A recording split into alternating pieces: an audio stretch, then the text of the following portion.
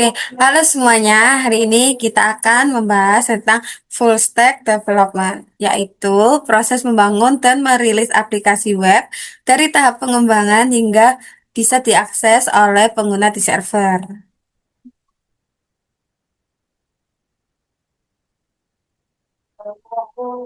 Nah, dalam pengembangan web, kita harus memahami the stack. Nah, ini itu mencakup segala hal, mulai dari antarmuka yang dilihat pengguna, hingga logika server dan cara kita menyimpan data. Di sini ada front end dan back end, di mana front end itu bagian yang berinteraksi langsung dengan pengguna. Fokus utamanya adalah pada UI UX dan responsivitas menggunakan teknologi seperti HTML, CSS, React atau Vue. Nah, yang kedua itu ada back end, yaitu sisi server yang mengelola logika bisnis dan database. Di sini kita fokus pada performa dan keamanan data menggunakan Node.js, Python, atau PostgreSQL. Nah, eh,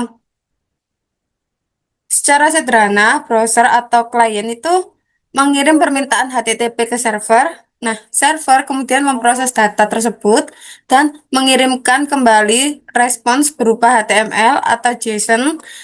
Nah, kita itu juga harus memperhatikan lat- latency atau waktu tempuh data tersebut. Nah, ini selanjutnya ada arsitektur client server dan framework.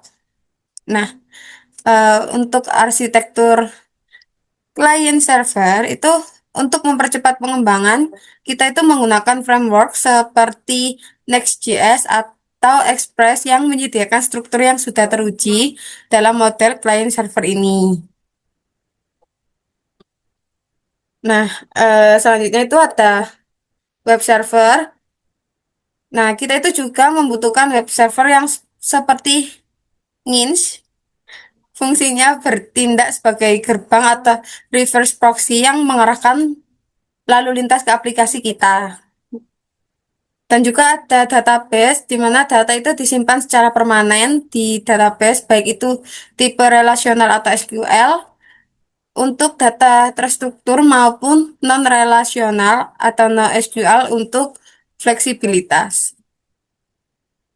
Nah, di sini ada proses development, eh, di mana proses yang merilis aplikasi melibatkan 4 tahapan utama, yaitu build atau optimasi kode. Yang kedua ada push ke repositori seperti GitHub. Yang ketiga ada deploy ke server produksi. Dan akhirnya monitor untuk memastikan semuanya berjalan lancar. Nah, mengapa sih 99,9% uptime itu penting? Di sini ketersediaan aplikasi itu adalah kunci kepercayaan. Nah, dengan sistem redundancy, kita menargetkan uptime 99,9% agar pengguna selalu bisa mengakses layanan kita. Nah, performa itu juga krusial ya teman-teman. Standar industri saat ini tuh mengharuskan kecepatan muat di bawah 2 detik untuk menjaga retensi pengguna tetap tinggi. Selanjutnya itu ada konfigurasi server, di mana dalam menyiapkan server atau VPS, kita perlu mengatur sistem operasi Linux, firewall, dan runtime bahasa pemrograman yang digunakan. Nah, layanan cloud ini seperti AWS, DigitalOcean, atau Google Cloud itu menyediakan infrastruktur elastis yang bisa berkembang sesuai dengan trafik aplikasi. Nah, ini perbandingan metode deploy, ada berbagai metode deploy ya, dari FTP yang manual dan lambat hingga C, CICD, pipelines, dan Docker yang menawarkan kecepatan otomatisasi dan isolasi yang penuh. Nah, slide terakhir di PPT ini yaitu strategi deploy terbaik.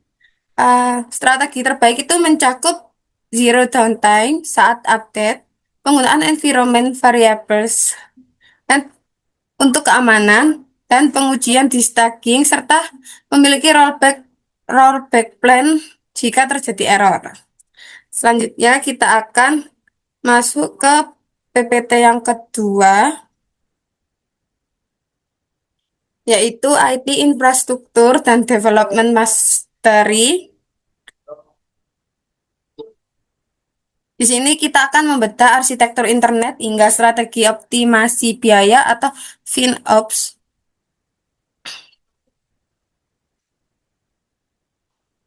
Nah, internet itu bekerja dengan protokol standar. Ada DNS yang menerjemahkan domain menjadi IP dan HTTPS yang menjamin privasi data melalui enkripsi. Eh, di slide ini ada arsitektur internet DNS dan HTTP. Nah, diagram ini menunjukkan bagaimana DNS dan HTTP bekerja sama untuk menghubungkan pengguna ke server tujuan secara aman. Selanjutnya ada jaringan dan troubleshooting. Di sini kita mengidentifikasi layanan melalui port standar seperti port 443 untuk HTTPS. Nah, jika ada masalah, kita itu menggunakan alat diagnosis seperti ping atau threshold berdasarkan model OSI.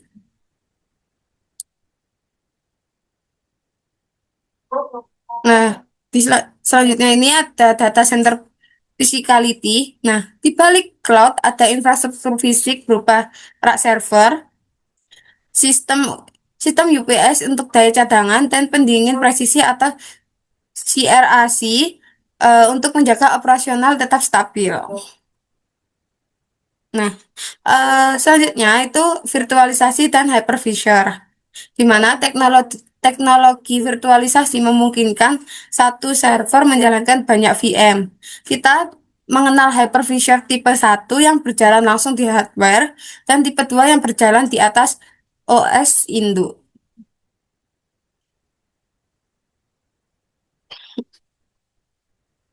Di slide ini adalah alur kerja pembuatan VM dimulai dari menentukan spesifikasi, memilih OS, mengatur jaringan, hingga menjalankan skrip pasca deploy. Nah, akses jarak jauh SSH versus RDP. Nah, untuk mengelola server, kita menggunakan SSH untuk sistem berbasis Linux atau CLI dan RDP untuk antarmuka grafis Windows atau GUI.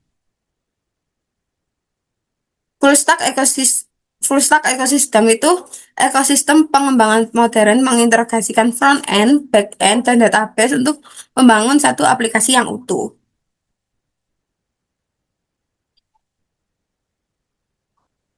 Web deployment dan servers di sini memuat otomatisasi melalui CICD, penggunaan web server seperti NIMS, dan kontainerisasi dengan Docker adalah standar industri saat ini. Nah, dalam FinOps kita harus memahami metrik biaya. Komputasi biasanya ditagih per detik atau per jam berdasarkan vCPU per RAM, sementara storage berdasarkan kapasitas dan performa akses. Eh, di PPT ini, slide terakhir yaitu egress dan pricing models, di mana kita itu harus waspadai biaya tersembunyi seperti biaya data keluar atau egress. Eh, kita itu bisa memilih mode on demand yang fleksibel atau reserved untuk diskon besar dan komitmen jangka panjang. Kita akan beralih ke PPT yang ketiga. Oh no.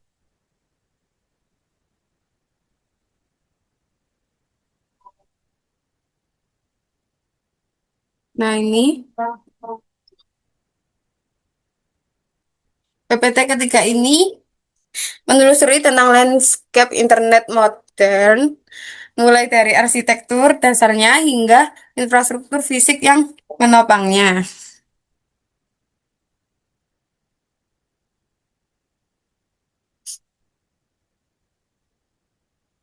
Nah, di slide ini ada DNS atau buku telepon dunia maya. Nah, DNS itu bertugas menerjemahkan nama domain seperti http www.google.com atau search.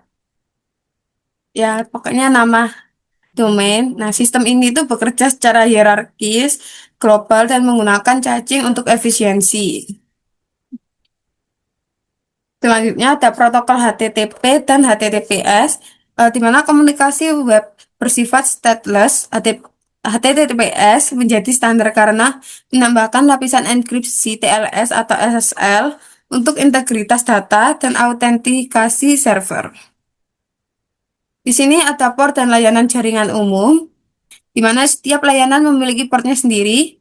Misal 80 untuk HTTP, 443 untuk HTTPS, 32 untuk SSH, dan 53 untuk DNS. Nah, memahami port ini itu penting untuk keamanan jaringan. Jika terjadi gangguan, kita itu mulai dari pengecekan fisik menggunakan ping atau threshold untuk konektivitas hingga pemindaian port untuk memastikan layanan aktif. Infrastruktur data center. Nah, apa sih data center itu? Data center adalah pusat saraf digital. Fasilitas ini dirancang dengan keamanan biometrik, catur daya redundan, dan pendingin suhu optimal untuk ribuan server.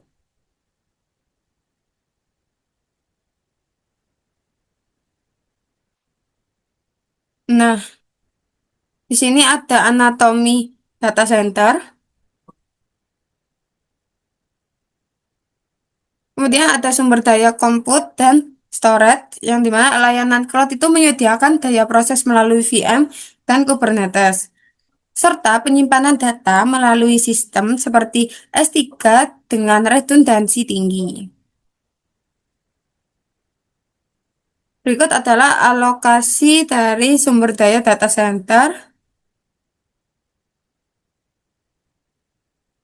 Nah, ini pertumbuhan trafik data, yang dimana tren yang menunjukkan peningkatan trafik data yang eksponensial didorong oleh adopsi cloud, AI, dan konten video dengan resolusi tinggi.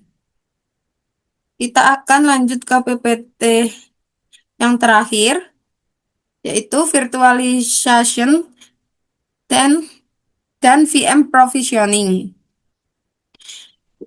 Di mana kita itu dipertanyakan bagaimana kita melakukan provisi VM secara efisien serta aman, dan membahas dasar-dasar dari virtualisasi.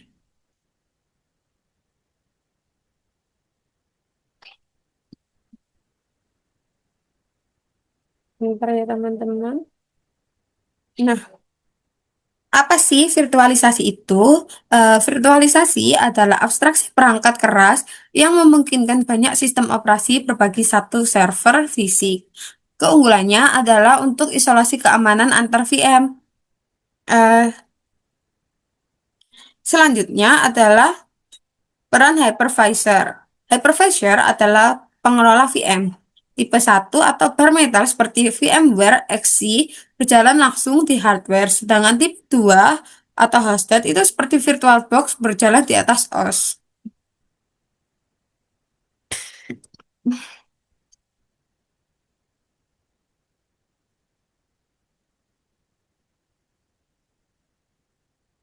Nah, di sini ada alur kerja provisi VM, yang dimana prosesnya itu melibatkan pemilihan template OS, alokasi sumber daya atau CPU atau RAM, kemudian ada pengaturan jaringan dan finalisasi melalui skrip otomatis. Nah, ini ada standar resource alokasinya, di mana compute itu 40%, memori 35%, storage 20%, hypervisor overheats 5%.